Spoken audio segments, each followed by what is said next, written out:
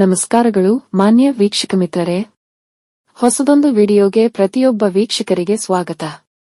ಪ್ರತಿಯೊಬ್ಬ ವೀಕ್ಷಕರಲ್ಲಿ ಬೇಡಿಕೊಳ್ಳುವ ಒಂದು ವಿಚಾರ, ಪ್ಲೀಸ್ ದಯವಿಟ್ಟು ನಮ್ಮ ಚಾನೆಲ್ಗೆ ಸಬ್ಸ್ಕ್ರೈಬ್ ಮಾಡಿ, ನಮ್ಮ ಈಯೊಂದು ಚಾನೆಲ್ಗೆ ನಿಮ್ಮ ಪ್ರೋತ್ಸಾಹವನ್ನು ತಿಳಿಸಿ. ಮತ್ತು ಈಯೊಂದು ವಿಡಿಯೋಗೆ ನಾನು ನಿಮ್ಮಲ್ಲಿ ಕೇಳುವಂತದ್ದು ಕೇವಲ ಒಂದೇ ಒಂದು ಲೈಕ್ ಅಷ್ಟೇ. ಪ್ಲೀಸ್ ದಯವಿಟ್ಟು ಈಗಲೇ ಈ ಕ್ಷಣವೇ ಲೈಕ್ ಬಟನ್ ಒತ್ತಿ.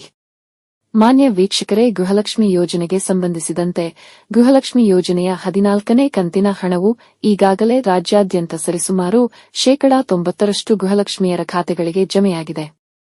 ಇದರ ಜೊತೆಗೆ ರಾಜ್ಯಾದ್ಯಂತ ಗೃಹಲಕ್ಷ್ಮಿಯರಿಗೆ ಇನ್ನೊಂದು ಬಹುದೊಡ್ಡ ಭರ್ಜರಿ ಗುಡ್ ನ್ಯೂಸ್ ದೊರಕಿದೆ. ಮಾನ್ಯ ಮುಖ್ಯಮಂತ್ರಿಗಳೇ ಇದರ ಬಗ್ಗೆ ಸ್ಪಷ್ಟನೆಯನ್ನು ನೀಡಿದ್ದಾರೆ.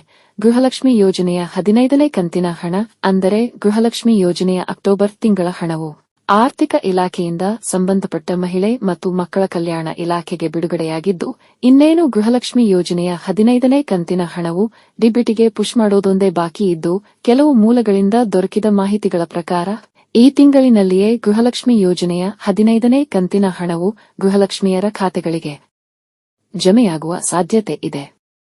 ಇದರೊಂದಿಗೆ ಈಯೊಂದೇ ತಿಂಗಳಲ್ಲಿ ಮಾನ್ಯ ರಾಜ್ಯ ಸರ್ಕಾರವು ಬರೋಬ್ಬರಿ 4,000 ರೂಪಾಯಿಗಳನ್ನು ಗೃಹಲಕ್ಷ್ಮಿಯರ ಖಾತೆಗಳಿಗೆ ಜಮೆ ಮಾಡಿದಂತೆ ಆಗುವುದು.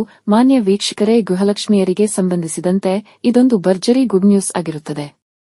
ಎರಡನೆಯದು, ಗೃಹಲಕ್ಷ್ಮಿ ಯೋಜನೆಯ 14ನೇ ಕಂತಿನ ಹಣವು ಬರದಿದ್ದವರಿಗೆ ಸರ್ಕಾರವು ಈಗ ಗುಡ್ ನ್ಯೂಸ್ ನೀಡಿದ್ದು, ಯಾರಿಗೆಲ್ಲ ಗೃಹಲಕ್ಷ್ಮಿ ಯೋಜನೆಯ 14ನೇ ಕಂತಿನ ಹಣವು ಬಂದಿಲ್ಲವೋ ಅಂತವರಿಗೆ ಗೃಹಲಕ್ಷ್ಮಿ ಯೋಜನೆಯ 15ನೇ ಕಂತಿನ ಹಣದೊಂದಿಗೆ ಗೃಹಲಕ್ಷ್ಮಿ ಯೋಜನೆಯ 14ನೇ ಕಂತಿನ ಹಣವು ಸೇರಿಸಿ ಒಟ್ಟು 4,000 ರೂಪಾಯಿಗಳನ್ನು ಖಾತೆಗಳಿಗೆ ಜಮೆ ಮಾಡಲಾಗುವುದು ಎಂಬ ಭರ್ಜರಿ ಶುಭ ಸುದ್ದಿಯು ಈಗ ದೊರಕಿದೆ.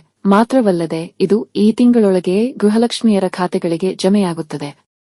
ಮಾನ್ಯ ವೀಕ್ಷಕರೇ, ಇದಿಷ್ಟು ಈಯೊಂದು ವಿಡಿಯೋನಲ್ಲಿ. ನೀವೇನು ನಮ್ಮ ಚಾನೆಲ್ಗೆ ಹೊಸದಾಗಿ ಬಂದವರಾದರೆ ಅಥವಾ ಇನ್ನೂ ಸಹ ನಮ್ಮ ಚಾನೆಲ್ಗೆ ಸಬ್ಸ್ಕ್ರೈಬ್ ಆಗದಿದ್ದರೆ ದಯವಿಟ್ಟು ಈಗಲೇ ಸಬ್ಸ್ಕ್ರೈಬ್ ಮಾಡಿ, ನಿಮ್ಮ ಪ್ರೋತ್ಸಾಹವನ್ನು ತಿಳಿಸಿ. ಸಿಗುವ ಮುಂದಿನ ವಿಡಿಯೋನಲ್ಲಿ. ಅಲ್ಲಿಯವರೆಗೂ ಸರ್ವ ವೀಕ್ಷಕರಿಗೆ ಶುಭವಾಗಲಿ ಎಂದು ಬಯಸುತ್ತೇನೆ. ಇಂತಿ ನಿಮ್ಮ ನೆಚ್ಚಿನ ಸಂಹಿತ ಉಪಾಧ್ಯಾಯ.